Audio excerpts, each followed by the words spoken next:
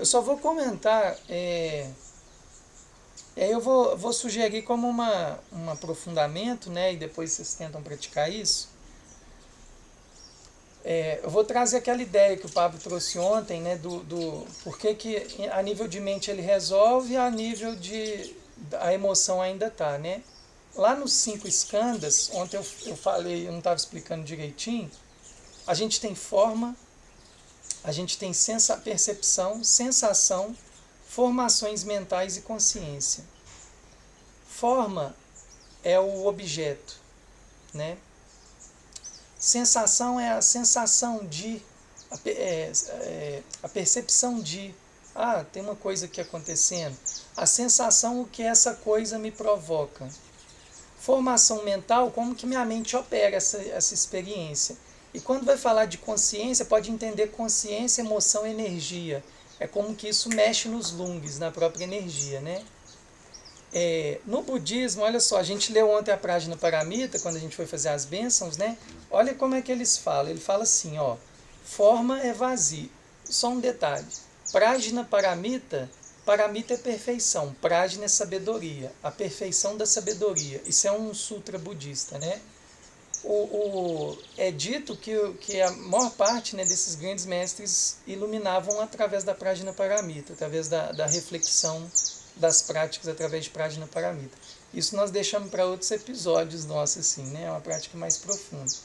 Mas fala assim, ó, forma é vazio, vazio é forma. Forma nada mais é do que vazio, vazio nada mais é do que forma. E aí depois fala, do mesmo modo, sensação, percepção, formação mental, consciência, energia e emoções também são vazias, também são vacuidade.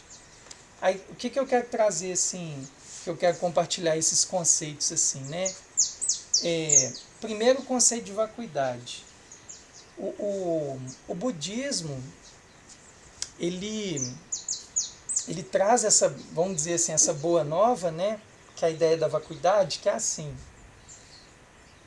A vacuidade é a gente começar a entender que em toda experiência fenomênica que a gente vive, quando eu falo fenomênica, nas experiências sensoriais, mentais, né, com os sensoriais, senso-percepção dos objetos e tal, tudo que a gente vê e experiencia, seja a nível grosseiro externo ou a nível sutil interno, fazendo essa distinção, tudo que a gente experiencia tem mente operando. Aí aquela analogia que ontem eu falei assim, eu só percebo reflexos de água, reflexos d'água, porque existe uma água. Então eu só percebo coisas acontecendo fenomenicamente, seja através de percepções sensoriais externas, grosseiras ou internas, porque tem uma mente. Quando a gente estava lá diante do rio, não existiria rio se não tivesse uma construção de rio, entende? Aí você fala assim, não, porque isso é uma questão bem filosófica, né? Não, mas eu não estando aqui, o rio continua existindo. Sim, o rio está lá, ok? A gente pode pensar assim. Mas eu falo que você percebe rio porque você também construiu o rio. A gente não constrói nada nas nossas experiências aqui se não tem a nossa mente operando. Essa que começa a ser a ideia de vacuidade. Ó, esse é um conceito muito profundo. Isso aí a gente vai escalonando, tá? Toda vez que eu for trazer, a gente vai compartilhando isso. Então, o que eu quero dizer? O budismo ele sempre está ensinando assim para nós. Começa a observar que em tudo opera a mente. Aí, ó, vou dar um exemplo de novo com a tigela aqui. Você foi na loja e comprou essa tigela. Aí você foi lá e botou na sua casa. Plão. Aí você fala assim, não tem mente operando. Claro que tem. Alguém construiu essa tigela com a mente, alguma mente operou nesse material para fazer essa tigela, então tem mente operando aqui. E aí você começa a ver que nada sobra, tem mente operando em tudo, tem mente operando nessa, né? Alguém colocou desse jeito aqui, a própria natureza com a sua forma de inteligência, tem sempre uma mente, uma inteligência operando. Essa é a ideia de vacuidade. Aí a ideia ainda vai ficando um pouquinho mais profunda, eu vou para uma segunda camada.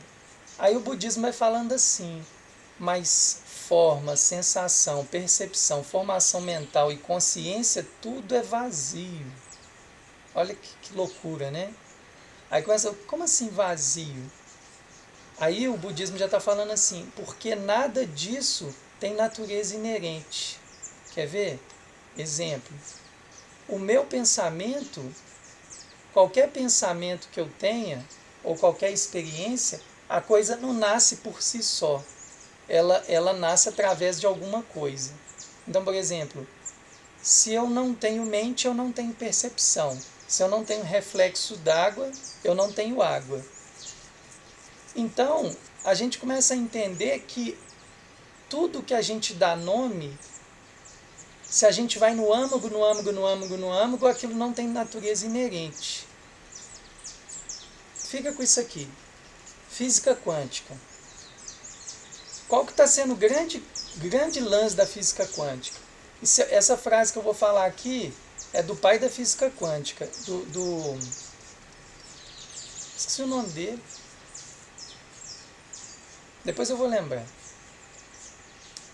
Esse físico que começou, né, o estudo da física quântica, ele fala assim, no final da vida dele: para mim que devotei a minha vida à ciência mais esclarecida, eu tenho que falar que a matéria propriamente dita não existe.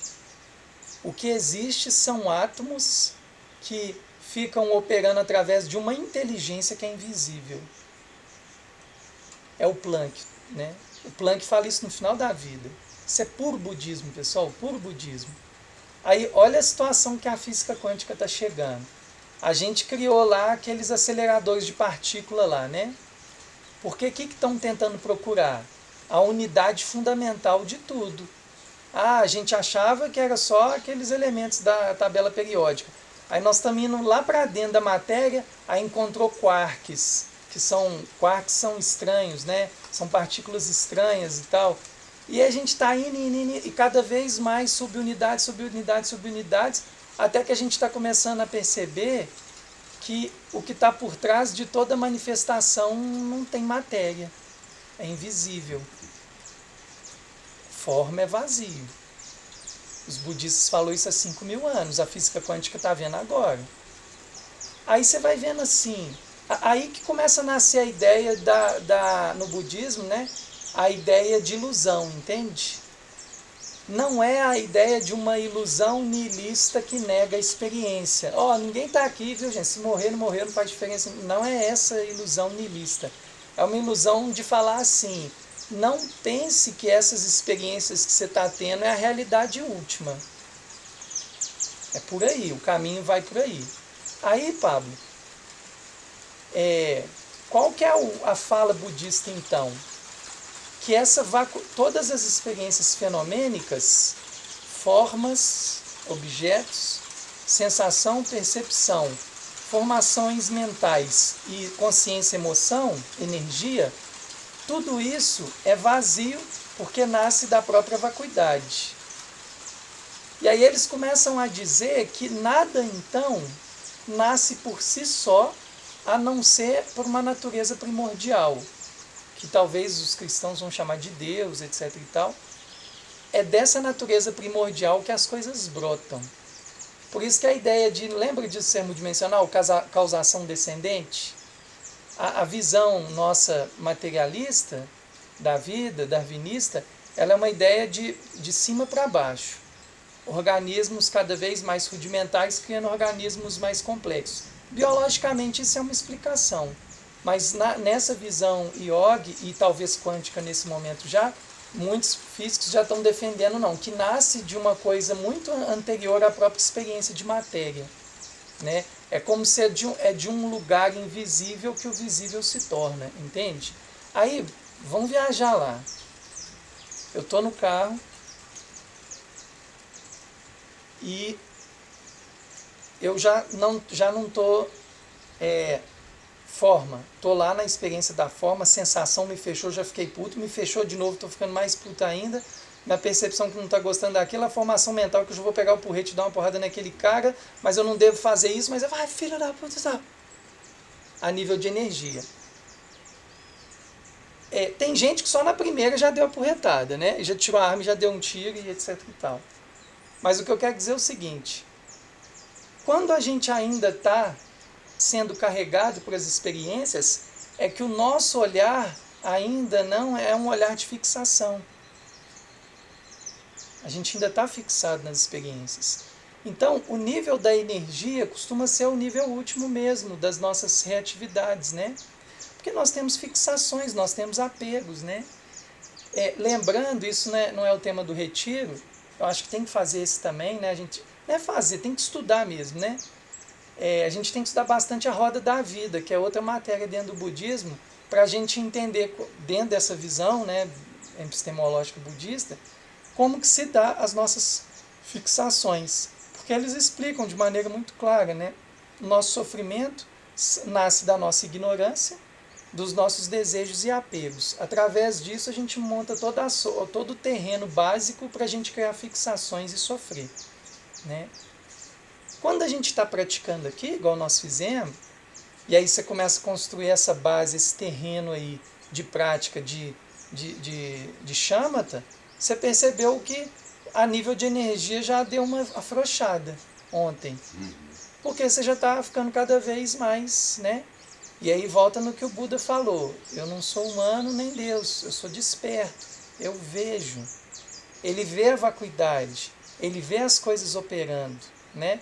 Hoje eu tive essa percepção com a Maria. Eu cheguei para pegar meu celular estava quebrado. Eu falei, pô, não quebrei meu celular. Eu falei, Maria, você quebrou meu celular? Quebrei. Cara, veio várias violências na minha cabeça, sabe? E aí, assim, eu já tenho vários rolês com ela, assim, de violências e tal, entre nós, assim, de ficar atento e tal. Aí eu peguei, não tem nada a ver, velho. Caiu, pô, né? A pessoa não foi lá e... né? Quebrou porque quis. Quebrou porque quis. Né? Aí, né? Eu entendi a energia. E é interessante. Aí, né, mas a energia, eu ainda fiquei ali andando contrariado, sabe? Pô, sei lá, tal. Aí eu sentei aqui, aí eu falei assim, eu vou dar uma estudada nos skanda, porque eu senti ontem que não deu para dar uma resposta legal pro papo. Aí eu fui aqui, fiquei meditando nos skanda. Qual que foi meu treinamento? O celular. Eu falei assim, deixa embora. Eu falei, soltou. Entende? Então, assim, é maravilhoso quando a gente vai entendendo isso, né? A coemergência, e aí só para encerrar mesmo, a coemergência, passei 4 minutos, a coemergência é esse entendimento que a nossa mente está operando em tudo. Perfeito. Né? A nossa mente opera em tudo. É isso, é o exemplo que eu dei ontem do mato, né? O mato alto, eu e a Maria ficou assim, eu particularmente fiquei, pô, eu vou queimar o filme já no primeiro retiro. Tá tudo tal, aí eu pensei, aí me veio assim, não, cara, mas se ofereceu o que deu para oferecer, né? É o que tem hoje, né? Pedir aí as proteção, né? Não pica cobras, não pica ninguém, pelo amor de Deus, vamos ficar todo mundo tranquilo. Mas foi com a emergência. Aí quando eu comecei a ver que esse só era o meu olhar enviesado, eu soltei daquela energia, eu soltei daquele lung. Então, assim, é treinamento. Treinamento, né? Perfeito.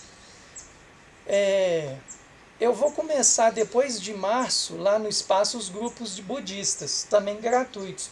Vai ser toda segunda, às 5h30 da tarde, até às 7. No futuro eu vou passar para a noite, né? Que eu já estou quase formando, então não vejo a hora de ter as noites livres de novo. Mas se vocês quiserem participar, tá? Todas, depois da segunda, depois do carnaval, né? Eu vou começar. A ideia, a minha proposta, sabe, pessoal, é assim. Eu tomei realmente essa decisão de abrir a porteira mesmo, né? Porque realmente é fato, assim, né? As questões econômicas, elas criam entraves, né? Não adianta a gente ficar com essa, assim, essa é a minha opinião, tá? Com aquela narrativa que é um pensamento de escassez do outro, que diz, não, tem gente que não tem mesmo, e nesse momento não dá, né? Então a minha ideia é que a gente tenta ficar criando esse corpo de práticas, né? E o retiro, ele é sempre um intuito de a gente intensificar aquilo que a gente não consegue na cidade, né? É uma frustração minha, viu?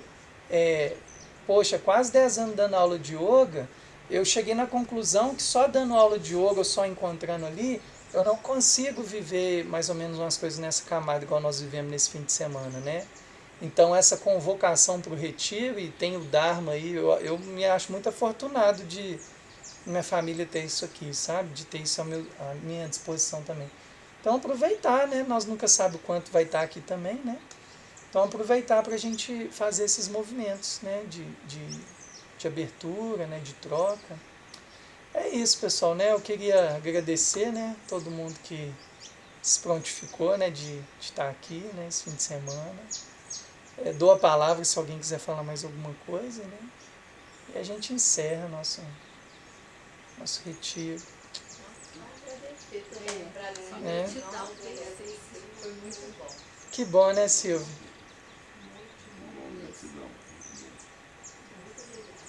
Eu chamo de imenso, não é à toa, não. Não é só cara.